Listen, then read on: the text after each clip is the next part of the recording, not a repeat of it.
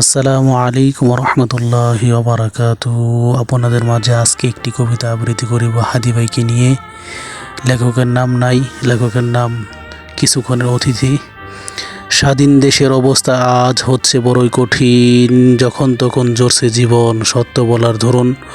সোনার দেশে ভাইয়ের দেহে চলছে গুলি আজ, এসব দেখেও আমরা সবাই চুপটি করে চলি। উপরে ফেলো শিকড়সহ মুখোশধারীর হাইনাদের, কঠোর থেকে কঠোরতম বিচার যেন হয় তাদের। হাদি ভাইয়ের রক্তে আমরা বৃথা যেতে দেব না, সত্য বলবো বজ্রকণ্ঠে, হোক না যতই তিতা। প্রভু মোদের আরজিটাকে কবুল করে নাও, হাদি ভাইকে দেশের তোরে সুস্থ করে দাও।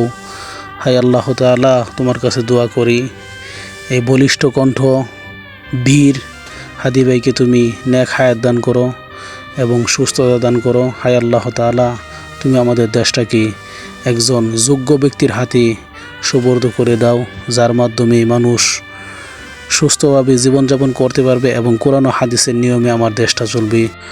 আর কত চাও শহীদ খোদা, আর কত কান্দন,